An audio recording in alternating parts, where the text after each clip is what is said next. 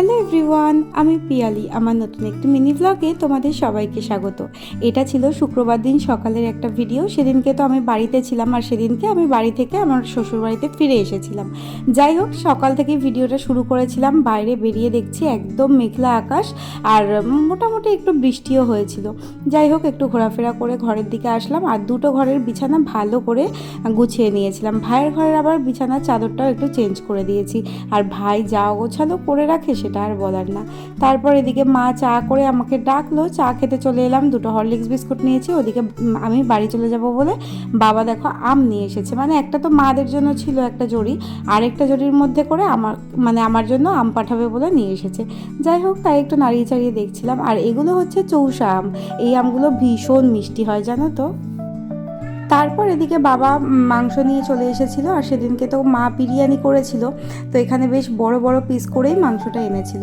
আর জানো তো, আমি বাড়িতে গেলে যে কোনো একদিন তো বিরিয়ানি হয়, আর যেহেতু বাপন যায়নি ওই জন্যে আমি যেদিনকে চলে আসছিলাম সেদিনকেই মা বিরিয়ানিটা করেছিল, যাতে বাপনের জন্য দিয়ে দিতে পারে। আর ওই দিনকে তো ওর অফিস ছুটি হয়েছিল ওই জন্যে।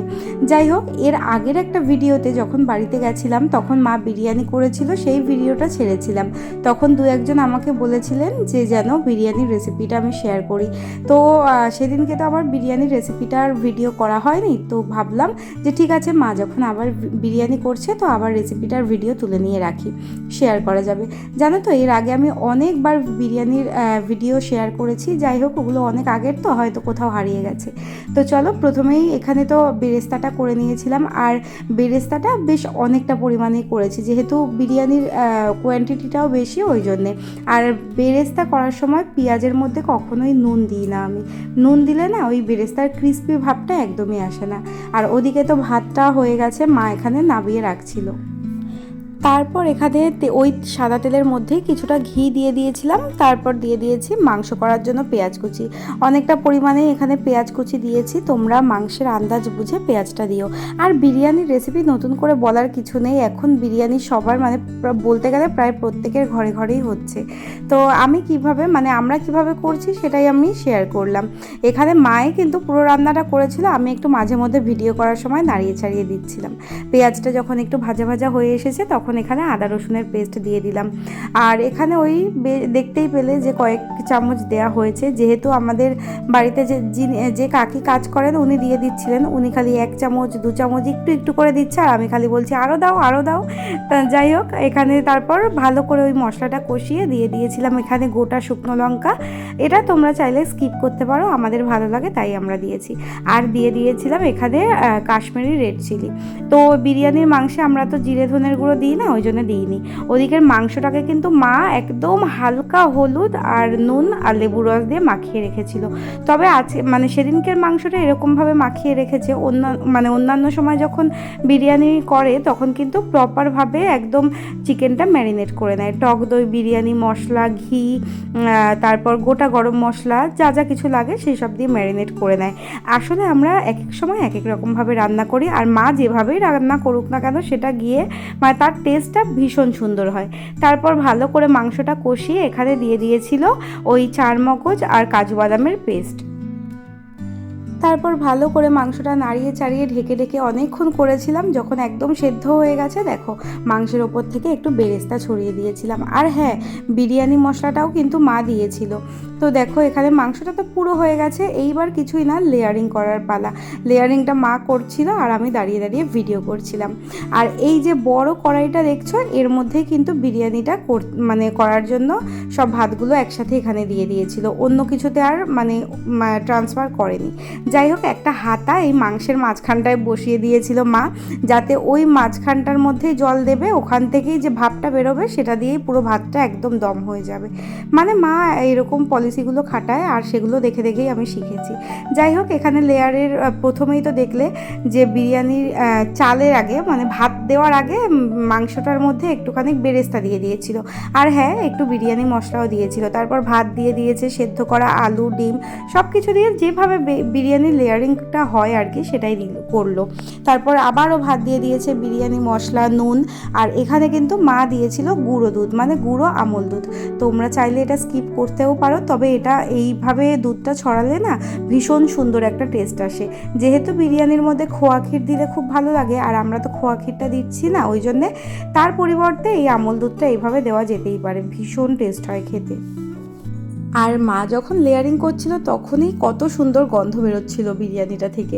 যাই হোক, এখানে দাঁড়িয়ে দাঁড়িয়ে আমি ভিডিও করছিলাম আর প্রত্যেকটা লেয়ারে বেরেস্তাগুলো ছড়াচ্ছিলাম। দেখেছো বেরেস্তাগুলো কত সুন্দর একদম ঝুরঝুরে হয়েছে। একবার আমি নুন দিয়ে দিয়েছিলাম, মানে অন্য যখন প্রথম করেছিলাম সেই সময়ের বেরেস্তাগুলো একদম মানে নেতিয়ে কি অবস্থা, এইরকম মরমরে হয়নি একদম। যাই হোক, এখানে দেখো মা বেশ অনেকটা পরিমাণে গুঁড়ো দুধ দিয়ে দিয়েছিল। তারপর আর কিছুই না, ফয়েল পেপার দিয়ে ভালো করে কড়াইটাকে সিল করে দিয়েছিল, কারণ আমাদের এই বড় কড়াইটার মাপের না কোনো ঢাকনা ছিল না। ও হ্যাঁ, এই যে ওপর থেকে একটু মাংস রান্নার তেলটা দিচ্ছে সেটা একটু কালারের জন্য। আমরা বিরিয়ানির মধ্যে কখনোই কোনো কালার বা এক্সট্রা যে গন্ধ সেগুলো ব্যবহার করি না, ঘিয়ের যে ফ্লেভারটা সেটাই থাকে, আর একটু কালার হিসেবে ওই যে মাংসের তেলটা বেরোয় ওটাই দিয়ে দিই। ব্যাস, তারপর ওই যে হাতাটার মাঝ বরাবর দিয়ে দিল একদম উষ্ণ গরম জল দিয়ে, একদম গ্যাসটা মিডিয়াম টু লো ফ্লেমে করে বেশ আধ ঘন্টা মতন চাপা দিয়ে রেখে দিয়েছিল। তারপর তো তোমরা দেখেছি ওই বিরিয়ানিটা কাটছিল যখন কত সুন্দর। সেই সুযোগে আমি গিয়ে চট করে স্নান করে নিয়েছিলাম, নিয়ে একটু ক্রিম মেখে নিচ্ছিলাম।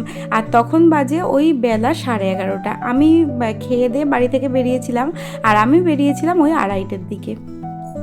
জানো তো, অন্যান্য দিন আমি সকাল সকালই স্নান করে নিই, তবে এই যে বিরিয়ানিটা রান্না হলো ওই জন্য আমি ওখানে ভিডিও করব, একটু নাড়াচাড়া করব, ওই জন্য আর স্নান করিনি। কারণ অনেকটা পরিমাণে বিরিয়ানি তো, ওখানে গেলেই না চারিদিকে তেল ঠেল ছিটকে একদম একাকার কাণ্ড হয়ে যায়।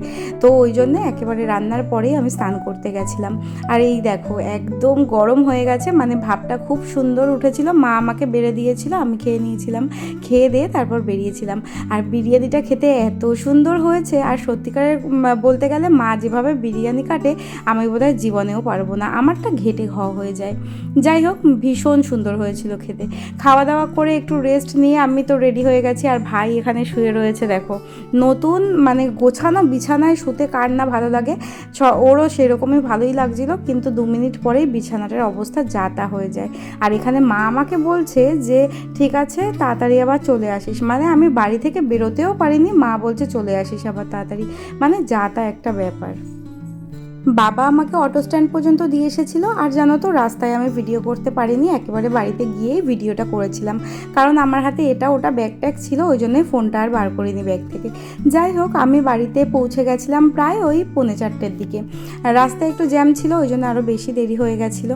জানো তো, আমি একটা জিনিস খেয়াল করেছি, আমি যখন বাড়ি থেকে চলে আসি আমি 32 পাটি দাঁত বের করতে করতে বেরোই।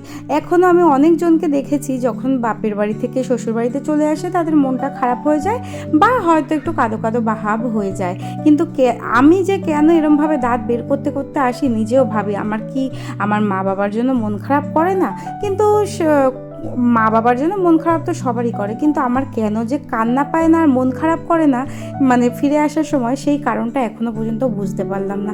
তোমাদের জানা থাকলে একটু জানিও তো, যে আমি যখন বাপের বাড়ি থেকে শ্বশুর বাড়ি চলে আসি ওরকম সব সময় 32 পাটি বের করে কেন আসি।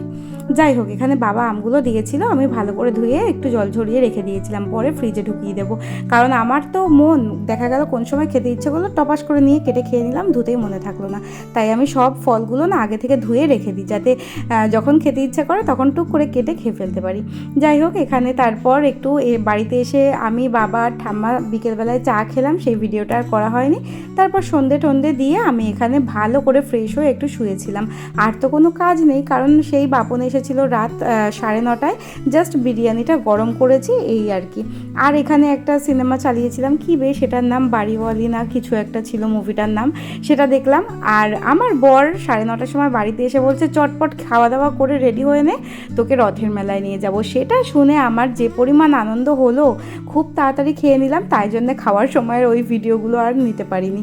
খাওয়া দাওয়া করে আমরা ওই 10:15-র দিকে বেরিয়েছি।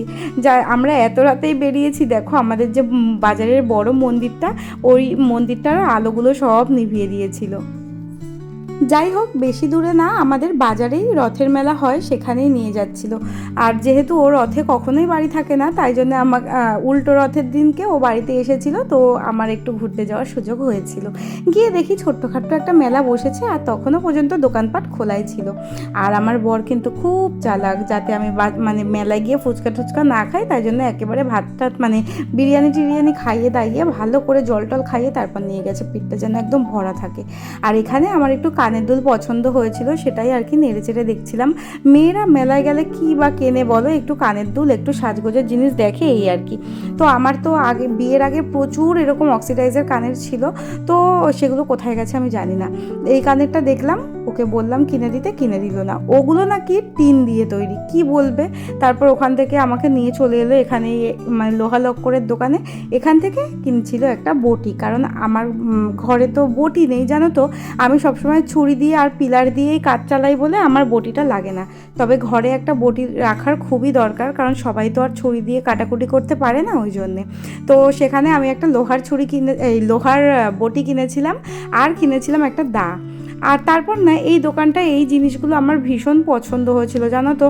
কিন্তু যখন টাকা দিতে যাবে তখন অনলাইন পেমেন্ট নেই ওনাদের দোকানে, ক্যাশ দিতে হবে। এদিকে আমরা তো ক্যাশও নিয়ে যাইনি, অগত্যা পছন্দের জিনিসগুলোকে রেখে দিয়েই চলে আসতে হলো।